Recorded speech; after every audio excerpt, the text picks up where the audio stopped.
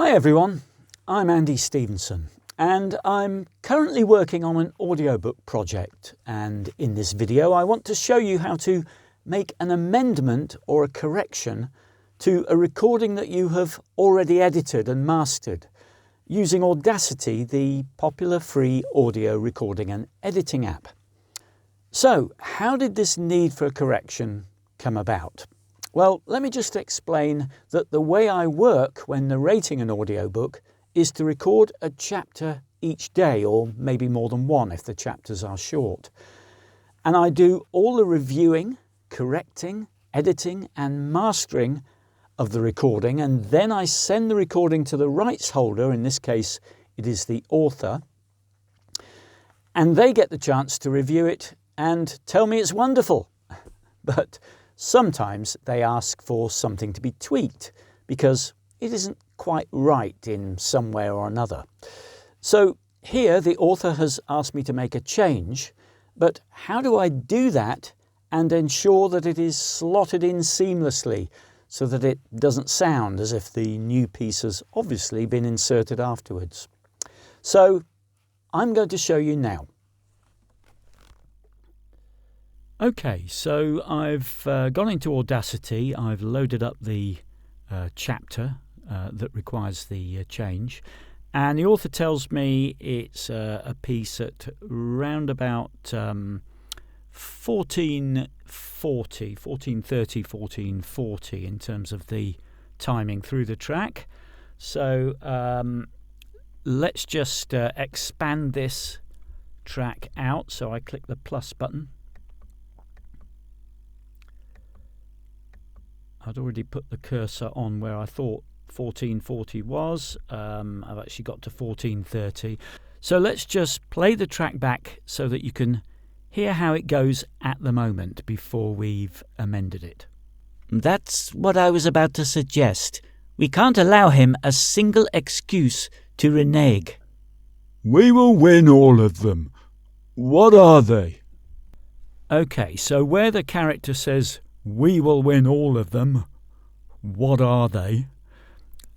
What the author has asked is to make the character sound a little bit sheepish, because all of a sudden he's not confident that they are up to winning all of them, as he says. So it's not such a confident "what are they?" What he should be saying, the author has pointed out, is "we will win all of them. What are they?" So that's the change I've got to make. It's you could say a fairly minor thing, but it does actually make an impact because it does show that the character is full of bluster at first, but then not really as confident as he makes out. Okay, so how do I make that change? Firstly, what I'm going to do is create a new track, add new, mono track. You can see the tracks down below. Okay, and this is the bit where he says, "What are they?" What are they? So what I need to do, I think, is to create a bigger space here and change the tone in which he says, "What are they?" there. So first what I'm going to do is mute the original track because we don't want that playing while I'm recording the new piece. So make that mute by clicking the mute button here. Put my cursor there, or just slightly more across, and I'm going to change the way he says "what are they." Here we go. What are they? Okay, there it is. Let's just play that back. What are they? That sounds about right, I think. So first thing I'm going to do before I move it and replace the original piece is to just remove a little bit of background noise that may be there, and I'll do that by clicking Effect and EQ and filters, and then filter curve. Now there are presets and settings for the filter curves, and I've picked a factory preset which I use regularly, so it's been saved into here. But the factory reset is low roll off for speech. That's the one that I've chosen. So once you use it, it always presents that next time unless you change it. So low roll off for speech is the one that you want if your version of Audible is not currently showing that one when you click to choose the filter curve EQ. Okay, so I'm going to apply that. So any background noise will have been filtered out, largely removed there. Okay, now if I cut that and put it in place of the original piece, and I've entered in the replacement there, get rid of the second track by just deleting it. There we go. Okay, so now if I unmute, now you can see that the replacement track is smaller. It's going to be quieter than the originally edited and mastered piece. So I've got to make this sound as if it's always been there, basically. And the way to do that is to amplify the sound. So if I click on Effect and Volume and Compression and Amplify, I would say probably amplify by about 6. So you can see I'm taking out the entry that's automatically gone in there. I'll put about 6 in there and see how that goes. This is not an exact science. You've got to often experiment a little. But I think the idea is to get the wave pattern to be a similar sort of size to those around it, basically, and then you will know more or less that it's going to sound at the same pitch. So I'll apply that, and as you can see, it's increased it. So let's just play that back and check to see if it's about right. We will win all of them. What are they? It is the right pitch, but what I want now is a longer pause between the two statements that he makes. So let's copy a little bit of silence.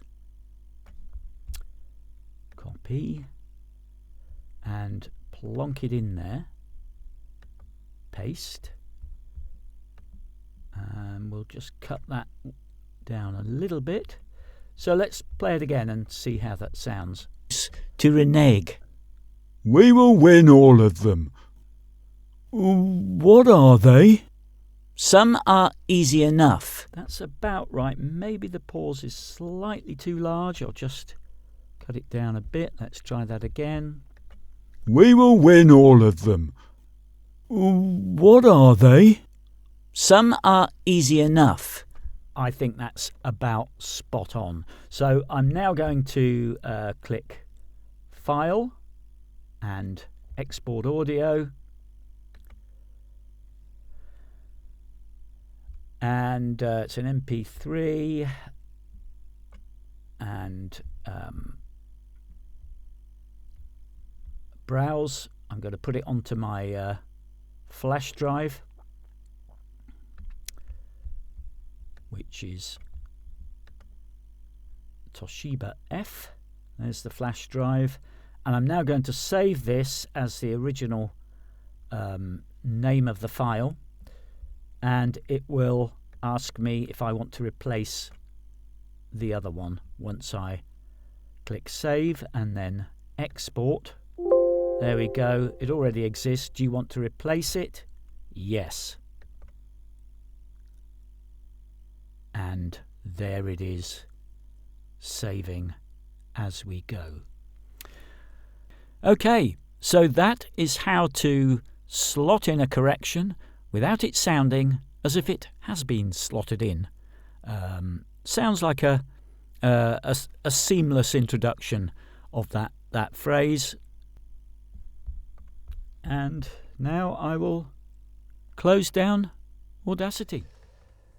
So, I'm now going to go back to my office with my flash drive, and I will now send the revised recording to the author to review again, and hopefully he will be happy with it now, and therefore the chapter will be done and dusted.